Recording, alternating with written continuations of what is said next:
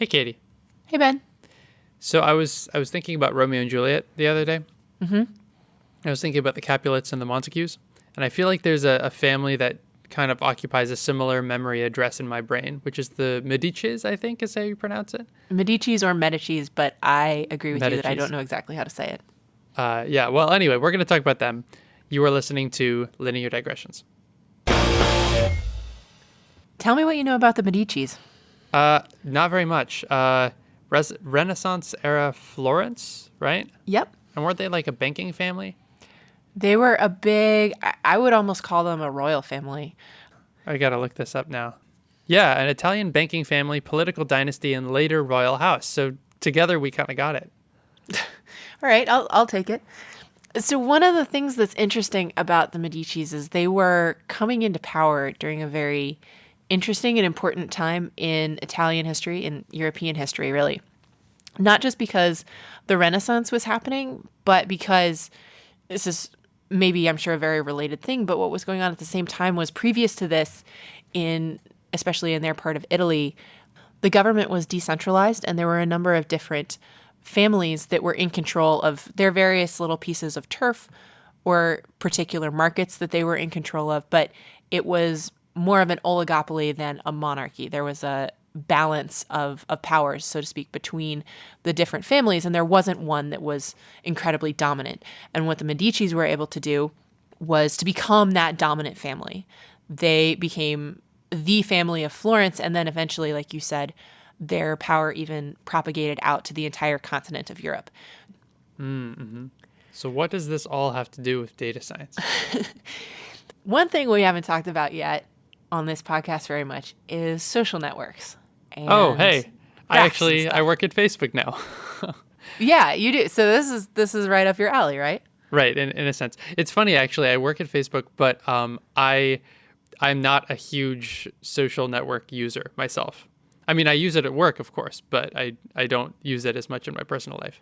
Well, Ben, if you wanted to take over 16th century Florence, I think that would be a big disadvantage to you. I would be so bad at it.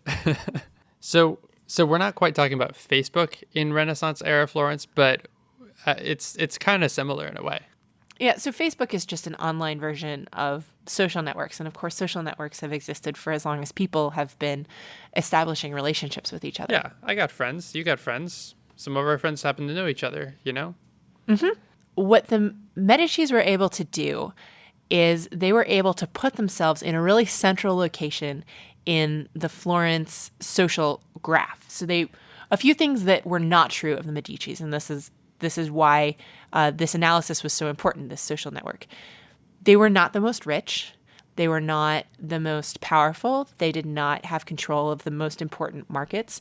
They were not superlative in any of the traditional senses of what makes a family powerful. What they were was sitting right at the middle of the network of the other important families that were powerful. Right. And so one important thing to keep in mind, this doesn't necessarily even mean geographically. It just means that they happen to know all of the right people. Whether partially by coincidence or partially by skill in figuring out who were the good people to know and kind of managing those social relationships, they ended up in the very center of that social graph. Yes. So what they found is they looked at the marriage networks of Medicis and also the economic networks and found that not every single family had a direct connection to the Medicis, but if you wanted to get from family A to family B, there might not be if there's a direct line, then it's trivial, right? You go over and neighbor B, you already have a relationship with him, and so as family A, and it's trivial. But in general, there were not those direct connections.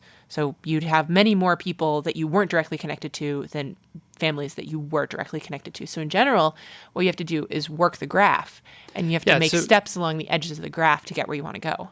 Yeah, so this is kind of like friends of friends on Facebook or any other social network. You know, you've got your list of friends, I've got my list of friends, and the overlap is often in the friends of friends or the friends of friends of friends. Like you see that on LinkedIn as well with work relationships. Exactly. Any of these families you can get from basically any family to any other family without going through the Medicis. It's just that many of the shortest routes go through the Medicis, and that's what's really powerful about where they were sitting is that they're sitting along the most traveled sort of lanes in these social graphs. And so when people need to make stuff happen, it happens through the Medicis. Right, because that's the shortest path, that's the most convenient, that's the shortest number of people, the smallest number of people that you have to talk to in order to get from where you are to, let's say, your friend or your potential customer, whoever that person is. It's easiest to go through the Medicis. In a sense, what's the guy on MySpace? When you got a new MySpace account, you were automatically friends with the founder. Oh, I've heard of him, but I don't know his name. I can't remember his name, but anyway, that guy, like everybody on MySpace is literally friends with that guy. The Medicis were almost that guy. Except that people actually knew the Medicis as opposed to the founder of MySpace. Not many people actually know him. Yeah, and the takeaway that you can make from that also is that in general, when you're looking at situations where you're trying to maximize the influence or the chance that you would be in a position of power, the Medicis demonstrated that it's not necessarily just about whether you actually have the most power in the traditional sense, but it's almost more about who you know and what connections you're able to make, and that can be more important than whether you have, the biggest bank account or you're in control of the most powerful resources. It's whether you're the person, the mover and the shaker, the person who can make things happen. Mm. And there's a related study on this. As I was reading up on this, I was reminded of something that they are working on at Stanford that's really similar, and I think this is very cool.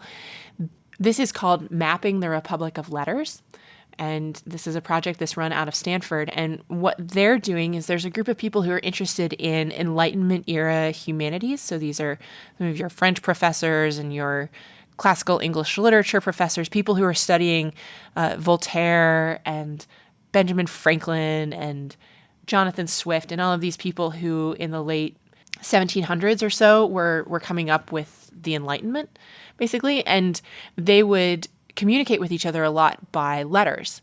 And so there's been a lot of study in the past of these individual letters where you have Voltaire and he's writing to Alexander Pope, and someone will write a paper or make a career even out of trying to probe that link and figure out what's the connection between the Enlightenment in France as being represented by Voltaire and the Enlightenment in England as being represented by Alexander Pope. And so what these folks at Stanford were able to do was they were able to collect huge bodies of letters from these people, both the famous people and the not famous people, because Voltaire, for example, wrote thousands and thousands of letters over his career. Most of them were not to extremely famous people. They were to other people who are not as high profile, but might also be, again, sort of like the Medicis, not high profile, but well connected. So they were able to find other nodes in these correspondence graphs that they hadn't realized were as important before. But so this is interesting. Fundamentally, what they're doing is they're just making a social graph, kind of like Facebook or any of those other social networks, where they're making a little new user account for everybody who, let's say, Benjamin Franklin wrote a letter to, and then they look at all those people's letters, and they just kind of build out this network. And of course, the stronger connections are the connections where people wrote to each other more frequently. And then as they study that network, they can actually learn new things about the way that ideas traveled around the world during the Enlightenment. So there was already some wisdom about this, right? I mean, they kind of knew, fundamentally who was connected most to who else, right?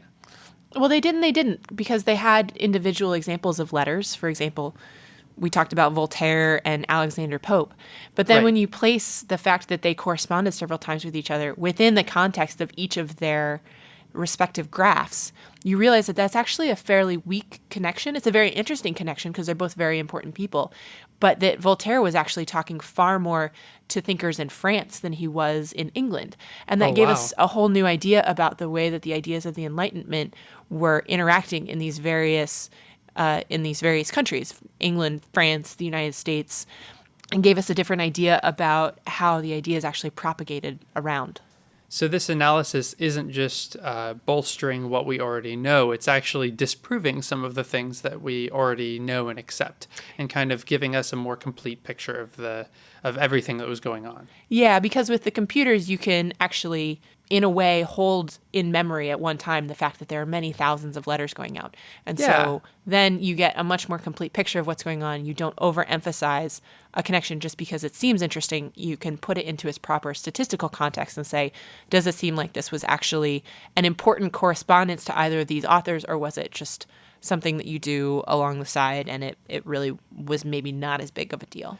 Right. And from a very human perspective, it's like a zooming out, because like if I take one of the nodes in my graph, or actually if I just take myself and I think like, okay, I know who I correspond with more than other people. But when I go on a social network and I see, oh my gosh, this friend of mine is actually really good friends with this other friend of mine, I had no idea, right? The further back you can zoom, the more patterns you can see, and you can actually start connecting these things and hypothesizing based off of those connections, rather than just looking at the connections that you're able to hold in your head at one time, or that you're privy to because of your particular specific field of study within this time period. You can also get ideas of new places where you should be studying and other places where you should be looking for letters. So, for example, Voltaire and Benjamin Franklin never actually corresponded directly, but each of them had a lot of correspondence with Octavie Duret de Mencières. Who is that? Oh, I have no idea, right? I've never heard of him. But if you can find all the letters that person has sent, then there's actually a pretty decent link between Voltaire and Benjamin Franklin through this, I assume, French, maybe aristocrat. And there are a number of other people like that who are showing up on the graph. You've never heard of them before, but they're the Medicis of this social Enlightenment social network, where they themselves maybe don't have their names in the history books, but they were talking to all the people, and they might have been the conduits through which some of these ideas were actually being exchanged, even if people were not speaking directly to one another. Linear Digressions is a Creative Commons endeavor, which means you can share or use it any way you like. Just tell them we said hi.